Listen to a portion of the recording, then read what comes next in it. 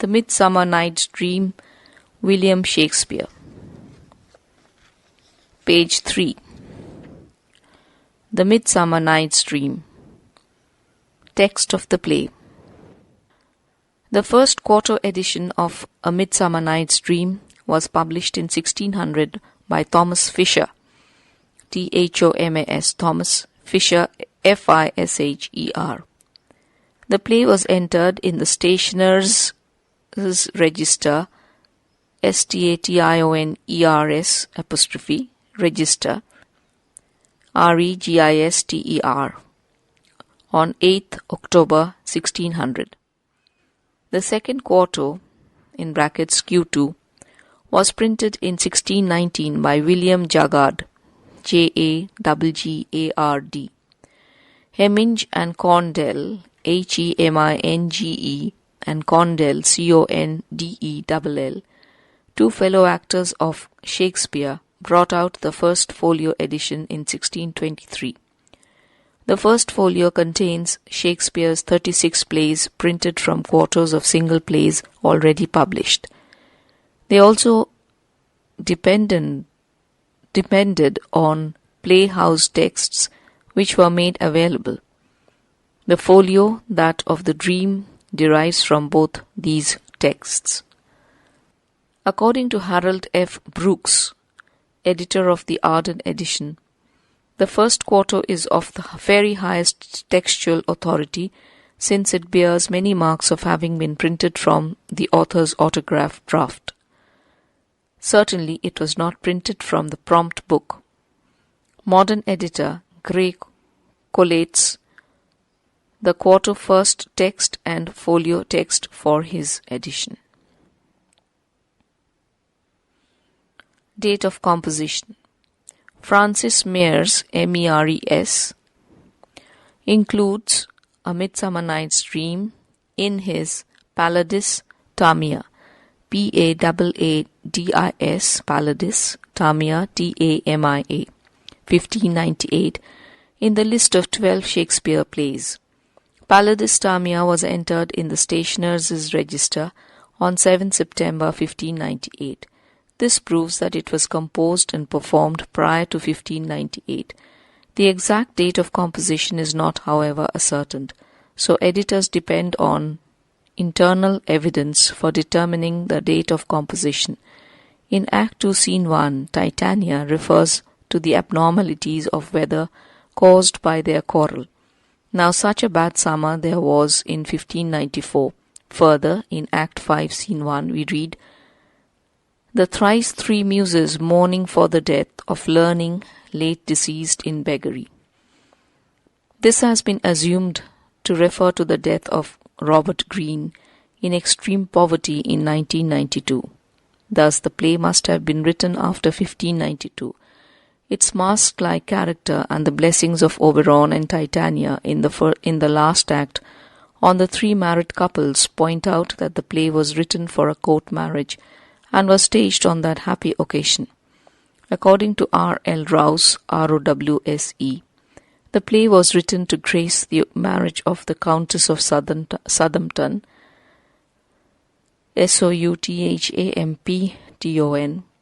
the mother of Shakespeare's friend and patron, with Sir Thomas Heneage, Heneage, in 1594.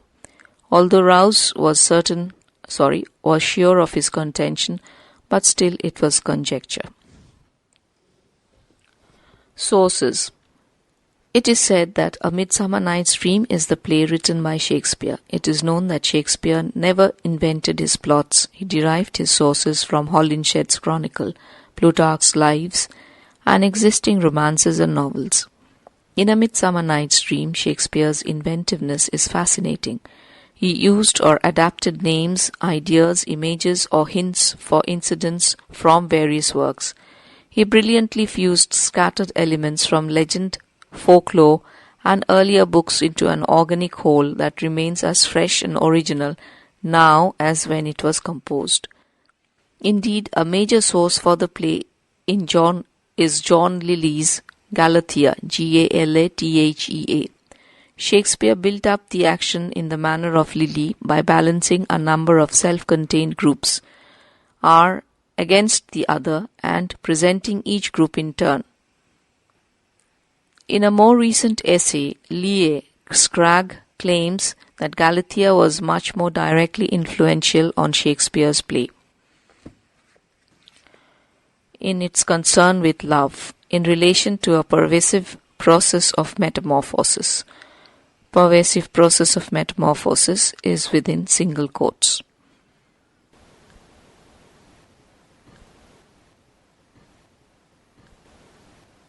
Page 4.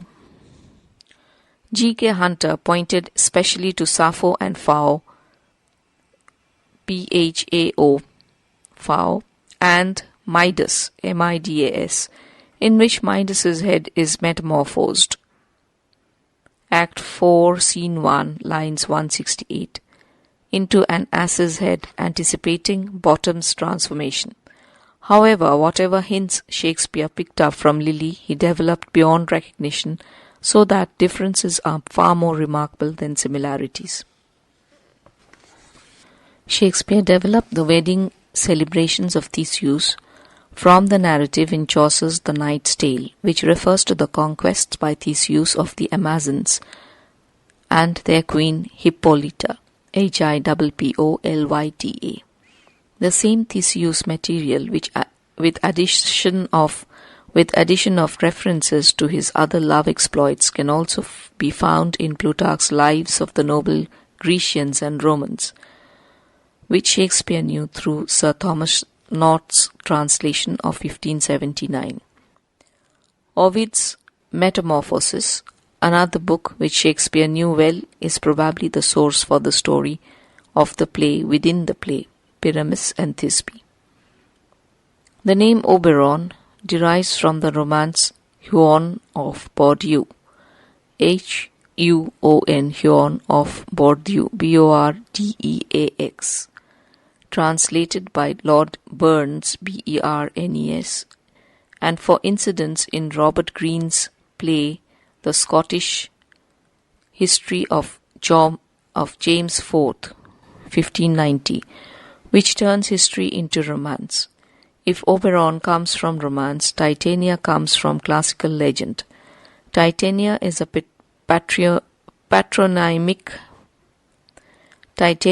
patronymic used several times by Ovid in the Metamorphoses in reference to descendants of the Titans. Puck seems to have originated from a generic name in Old English for mischievous or sometimes malicious spirits, and came to be used in the 16th century as a specific name for a shrewd and knavish sprite. Shrewd and knavish sprite within single quotes. Act 2, Scene 1, lines 33, in brackets. Also known as Hobgoblin and Robin Goodfellow. Puck or Robin Goodfellow was a familiar figure in Shakespeare's day, in legend, ballad, and drama. Shakespeare may have picked up hints for his Puck from Reginald Scott's Discovery of Witchcraft, 1584. Shakespeare transforms Puck into his Merry Wanderer of the Night within quotes. Act 2, Scene 1, lines 43. Oberon distinguishes the fairies in A Midsummer Night's Dream from witches and tempters of the night within quotes. We are spirits of another sort. Act 3, Scene 2, lines 388. Shakespeare may have originated a literary fashion for presenting fairies as tiny and charming in drama. Shakespeare's fairies belonged, like those in The Merry Wives of Windsor, to a strong tradition of more kindly fairies, who may pinch sluttish housemaids but reward those who do well and say their prayers, and bring them good fortune, as in Lily's Endymion. In A Midsummer Night's Dream, Shakespeare transforms his fairies in the one hand into Oberon and Titania, who have human passions and jealousies, and on the other hand into their train of delightful, harmless figures, whose main work is tending their queen, protecting her from beetles, shippers, and other night creatures. In looking upon them so, Shakespeare perhaps took a hint from the fairies into, quote, fair faces, unquote, who dance and sing in Lydi's Endymion and Galatea. Shakespeare depends on his imagination for creating Bottom, Quince, and the Mechanicals. Bottom's transformation is a brilliant invention linking him and his crew to the fairies and the lovers, and also to a range of well-known tales and legends of men changed into monsters. There were two famous stories of men changed into asses. One was the legend of the foolish King Midas, who refused to accept the general verdict that Apollo have beaten Pan, P-A-N, capital P, in a musical contest, and was therefore punished by the god, who changed his ears into ass's ears. Bracket, Arthur Golding's translation of Metamorphosis 11, lines 165 to 216, bracket closed. This story was dramatized by John Lilly in his Midas. The other well-known story of the transformation of a man into an ass occurs in Apuleius, Apuleius. The Golden Ass, translated by William Adlington. Apuleius expected to be changed into a bird, but he was changed into an ass.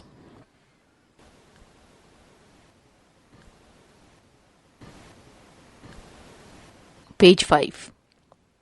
Shakespeare could also have found in Reginald Scott's Discovery of Witchcraft the story of a young English visitor being transformed into an ass by a witch.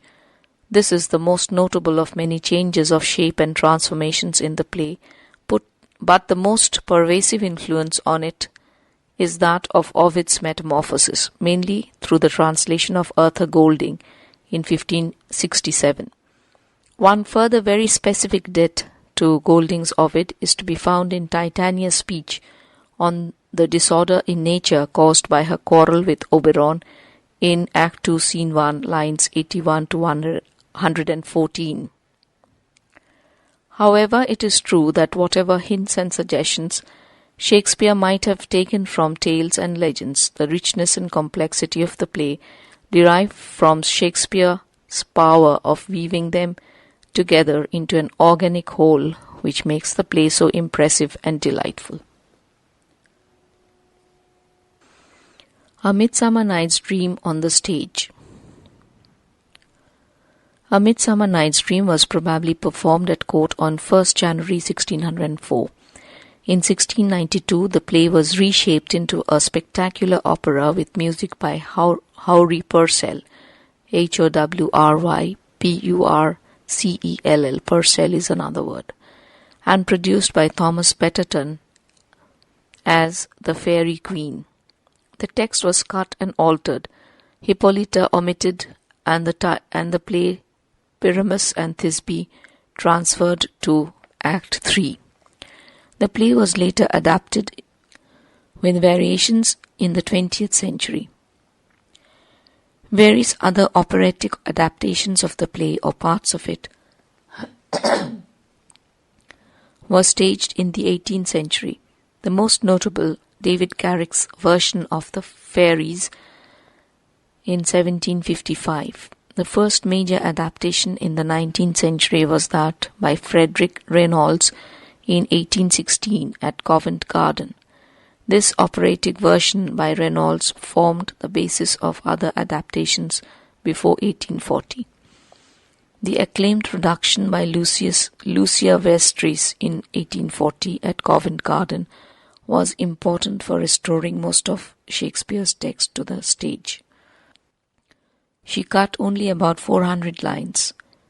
She reduced the number of songs to 14. Although this seems to have been the first production since the Restoration which attempted to present the play as an organic and integrated whole, within quotes, it is still treated as operatic, spectacular with antiquarian settings. The play's music is so enchanting that it was regarded as a musical extravaganza with the text heavily cut. The important production by Granville Barker at the Savoy Theatre in 1914 was revolutionary. It made use of an apron stage, APRON, apron stage, had only 2 set scenes and aimed at clarity and simplicity, presenting the action in a fast-moving continuous performance with a full and uncut text. Fairies were differentiated from mortals by their stylized movements and a covering of gold paint. In other words, Granville Barker abandoned realism and sought to achieve a, quote, unity of atmosphere appropriate to the whole play, unquote. The play also used English folk music arranged by Cecil Sharp, C-E-C-I-L, Cecil Sharp.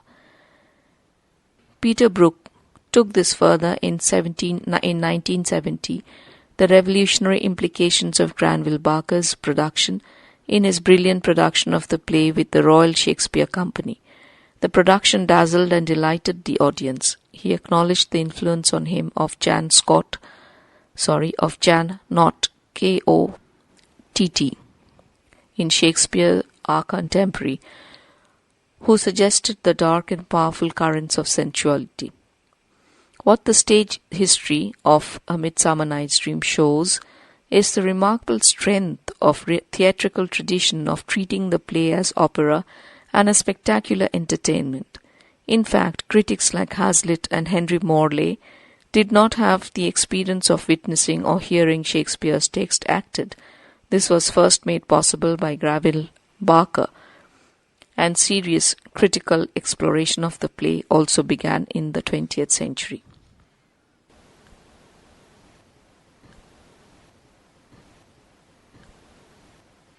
Page 6. Interpretation of the play. A Midsummer Night's Dream was long regarded as an operatic spectacular play. Hazlitt regarded the play as ideal, as belonging to the regions of fancy. There are contradictory interpretations of the play, but now it is described as a happy comedy, the happiest among those Dover Wilson grouped as the happy comedies. It is a genial festive work, possibly written for a wedding celebration and related to the pastoral tradition. But this way of looking at the play does not indicate its fullness and richness. It is, after all, Shakespeare's first masterwork of comedy, finely articulated and complex in its resonances. A Midsummer Night's Dream has traditionally associated with music not simply because of its songs but on account of its overall lyrical quality. Granville Barker says, quote, "This is less a play in the sense that we call Rosmersholm, Rosmershholm, a play, than a musical symphony. In his view, the characterization will not repay very prolonged analysis. Its beauty largely depends on, quote, the right changing tune and time and the shifting of key from scene to scene and from speech to speech," unquote. Shakespeare's virtuosity in orchestrating the action of A Midsummer Night's Dream stylistically through the changing rhythms of blank verse, rhyme, short lines, sings and prose, and the dream absence of strong or individual characterization, in brackets, except in the case of Bottom, who has in consequence received more critical attention than the rest, bracket closed. The play begins from the tyranny of reason, embodied in the law that would sentence Hermia to death or perpetual chastity for disobeying her father. The lovers flee from Athens, the city as symbol of civilization, to the woods outside, symbolic of the wilderness. The lovers flee from Athens, the city as symbol of civilization, to the woods outside, symbolic of the wilderness, only to find they have escaped from one form of tyranny to encounter another in themselves. Quote, "Love looks not with the eyes, but with the mind," unquote. For the lovers, the woods turn into a wild place where savage beasts may be found, where Helena, in her unhappiness, comes to think, quote, I am as ugly as a bear for beasts that meet me run away for fear, unquote. And where Hermia dreams of being eaten by a serpent. What they see as savage reflects the increasing savagery of their own passions, as love and friendship turn into hatred. Demetrius, quote, wood within this wood, unquote, that is mad, in brackets wood, in a place appropriate for madness, talks already of killing Lysander, and he hates Helena for following him. When Puck anoints the eyes of the wrong man, Lysander, his love for Hermia also turns to hatred as he pursues Helena, for Hermia is now rejected. Oberon's intervention at Act 3, Scene 2, lines 102, transforming Demetrius into the lover of Helena instead of Hermia, exacerbates the quarrels. Hermia believes Helena, quote, a thief of love, unquote, has stolen Lysander from her, and Lysander now quarrels with Demetrius over Helena. The result brings violence and the threat of death as Hermia seeks to scratch out Helena's eyes. While Lysander and Demetrius go off, swords drawn, it seems to fight to the death. The lovers are wholly involved in this, and the process we witness of love turning to hate and cruelty is real enough. Yet another element of discord is shown in the quarrel between Oberon and Titania, which also has its real effect on in the transformation of seasons and confusion in nature. The passions generated by these quarrels are all part of the felt experience of the play for an audience. Some critics have felt that the play affirms the importance of the world of dreams or fantasy and shows that reason impoverishes the imagination and gives approval to the voice of reason. According to R.A. Fowkes, F-O-A-K-S, editor of the New Cambridge Shakespeare, A Midsummer Night's Dream achieves a splendid balance between reason and imagination. The visions and experiences are given form and meaning through the reason. Theseus's comment on the acting of Bottom and his fellows may be accepted as the interpretation of the whole play. Quote, the best in this kind are but shadows, and the worst are no worse if imagination amend them, unquote. Act 5, Scene 1, lines 205 and 6.